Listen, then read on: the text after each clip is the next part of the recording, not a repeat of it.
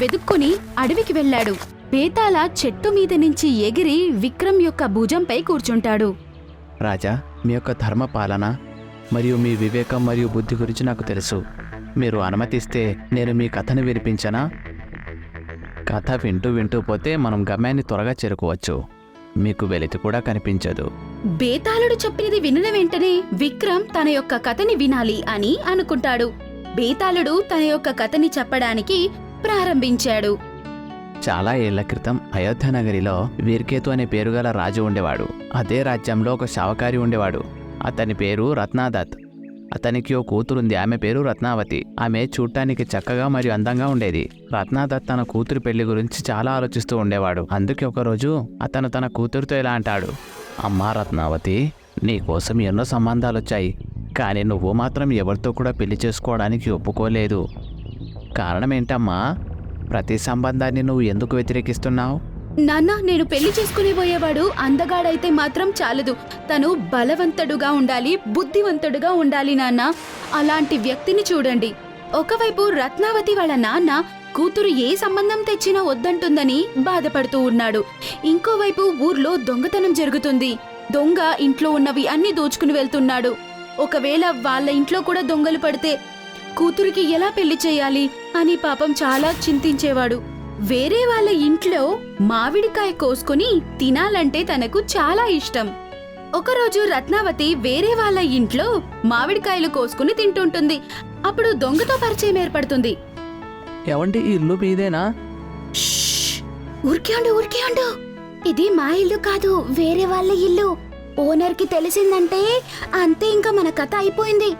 ఈ విధంగా అయితే మీరు పట్టుబడిపోతారు. చూస్తుంటే మీకు దొంగతనం చేయడానికి కూడా వచ్చేటట్టు లేదు కదా. రండి, నేను మీకు పళ్ళు దొంగతనం చేయడం నేర్పిస్తాను. ఆ దొంగ మామిడికాయలు ఎలా దొంగలించాలో అని నేర్పిస్తాడు. దాన్ని చూసిన రత్నావతి చాలా ఇంప్రెస్ అవుతుంది. ఆ రోజు నుంచి రత్నావతి తనని కలవడానికి రోజు వెళ్లేది మరియు వాళ్ళిద్దరి మధ్య ప్రేమ పుట్టింది. మరియు దొంగ తనకి దొంగతనం నేర్పిస్తూ ఇంకా ఎక్కువ దొంగతనం చేయడం ప్రారంభించాడు. రోజు రోజుకి దొంగతనం ఎక్కువ అవుతుండడం వల్ల రాజుకి చాలా కోపం వచ్చింది.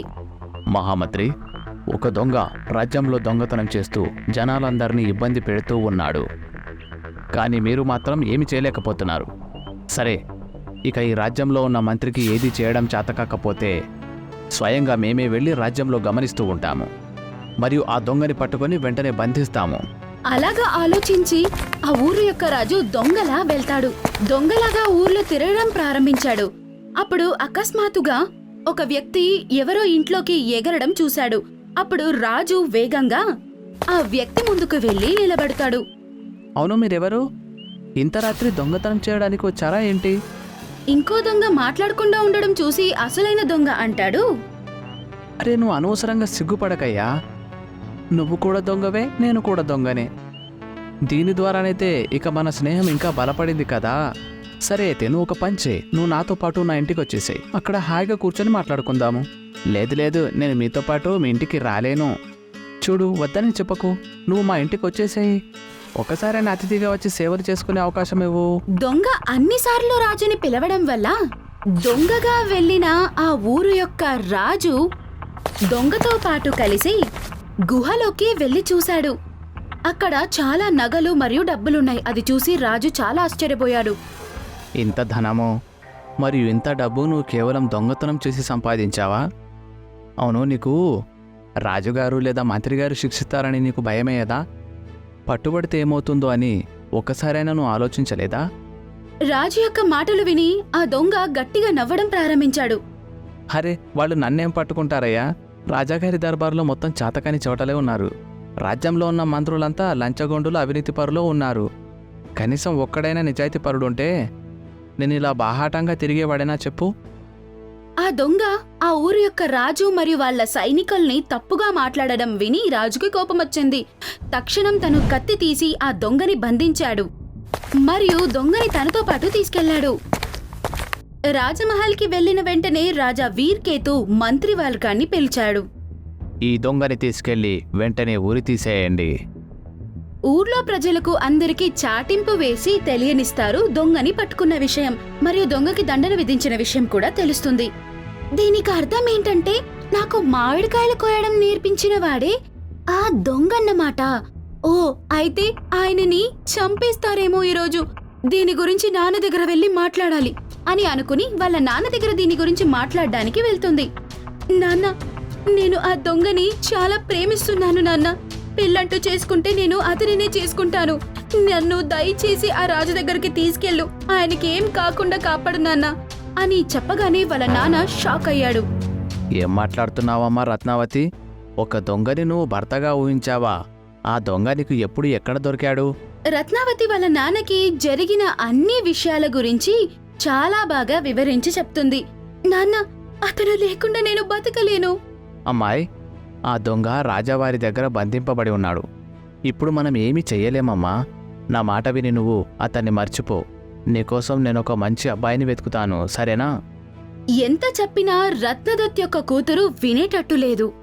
ఇంక వాళ్ళ నాన్న ఏం చేయలేక తనను రాజమహల్కి తీసుకెళ్తాడు. మహారాజా, నా కూతురు ఈ దొంగని ప్రేమిస్తుందంట. మీరు ఆ దొంగని గనక మరణశిక్ష విధిస్తే నా కూతురు ఆత్మహత్య చేసుకుంటా అంటుంది. రత్నావతి వాళ్ళ నాన్న రాజు దగ్గర జరిగిన విషయం గురించి వివరించి చెప్పాడు. మహారాజా, మీరు గనక ఆదేశిస్తే నా దగ్గరున్న డబ్బు ధనము అంతా తీసుకొచ్చిస్తాను. ఈ దొంగ ఇంతవరకు ఎంత దోచుకున్నాడో అంత ధనం నేను ఇస్తాను. దయచేసి ఈ దొంగని వదిలేయండి. ఇవన్నీ వివరంగా వినిన రాజు తన యొక్క మనసుని కొంచెం కూడా మార్చుకోలేదు. రాజుగారు, దయచేసి అతన్ని వదిలేయండి. ఇక మీదట తను దొంగతనం చేయకుండా నేను చూసుకుంటా. ఆ అమ్మాయి అలా చెప్పగానే రాజుకి ఇంకా చాలా కోపం పుట్టుకొచ్చింది.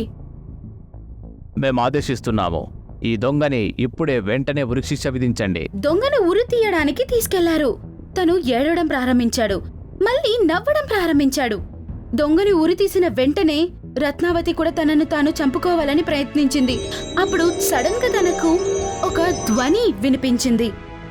చూడమ్మా, నీ ప్రేమ చాలా పవిత్రమైనది. నీ ప్రేమని చూసి మేము సంతోషిస్తున్నాము. నీకేం కావాలో అడుగు, అది ప్రసాదిస్తాను. అప్పుడు రత్నావతి అంటుంది, నేను వెళ్ళిపోతే మా నాన్నని చూసుకోవడానికి ఎవ్వరూ లేరు. మా నాన్నని బాగా చూసుకో. తను 100 ఏళ్లు ఆరోగ్యంగా బతకాలి. నీ పవిత్రమైన మనస్సు నాకు నచ్చింది.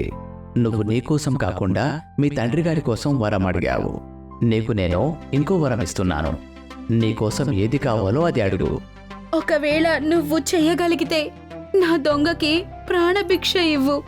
రత్నావతి అలా అడగగానే చనిపోయిన దొంగకి ప్రాణమొచ్చింది. అసంభవం! ఇలా ఎలా జరుగుతుంది చెప్పండి? చచ్చిపోయిన తర్వాత వ్యక్తిలో మళ్ళీ ప్రాణం ఎలా వస్తుంది? ఇంకోవైపు తను బతికిన వెంటనే మళ్ళీ ఏడవడం ప్రారంభించాడు. మళ్ళీ దాంతో పాటే నవ్వడం ప్రారంభించాడు. రాజుకి చాలా ఆశ్చర్యం కలుగుతుంది. కానీ ఇదే విధి అని తను ఒప్పుకుంటాడు. ఇక నుంచైనా నువ్వు సరిగా నడుచుకుంటావని నాకు మాటిస్తే నేను నీకు రాజ్యానికి సేనాధిపతిగా నియమించడానికి సిద్ధంగా ఉన్నాను. రాజు చెప్పినది వినగానే దొంగకి చాలా సంతోషం కలుగుతుంది. నేను మీకు మాటిస్తున్నాను, భవిష్యత్తులో నేనెప్పుడు కూడా తప్పుడు పనులు చెయ్యను. ఈ కథంతా వినిన తరువాత బేతాళుడు ఊరికే ఏం మాట్లాడకుండా ఉన్నాడు. కాసేపయ్యాక ఇలానే అడిగాడు. రాజా, చెప్పు. ఆ దొంగ ఉరి విధించేటప్పుడు మరియు ప్రాణాలు తిరిగొచ్చాక మొదట ఏడ్చాడు, తర్వాత నవ్వుతూ ఉన్నాడు. ఇలా ఎందుకు జరిగింది? బేతాల్, దొంగకి బాధ ఎందుకు అనిపించిందంటే అతను తన జీవితంలో కేవలం దొంగతనమే చేశాడు. అయినప్పటికీ అంత అందమైన యువతి తన కోసం ప్రాణత్యాగానికైనా సిద్ధమయ్యింది. ఆ దుఃఖం కారణంగా అతను ఏడ్చాడు. ఇక అతను ఎందుకు నవ్వాడంటే ఎందుకంటే అతను ఆలోచించాడు, ఆమె ఎలాంటి అమ్మాయి అంటే ఆమెని రాజకుమారుడు కూడా పెళ్లి చేసుకోవాలనుకున్నాడు. కానీ ఆమె ప్రేమించింది ఒక దొంగని. తను బతికిన తర్వాత తనకు కొత్త జీవితం దొరికిందని తను ఏడ్చాడు మరియు దేవుడి యొక్క ఆట గురించి ఆలోచించి నవ్వాడు. సరైన జవాబు చెప్పావు. ఇక నువ్వు చెప్పావు కాబట్టి నేను వెళ్ళిపోతాను. అలా అని బేతాళుడు అక్కడి నుంచి గాలిలో ఎగిరి వెళ్ళిపోతాడు. కాసేపట్లో మాయమైపోయాడు.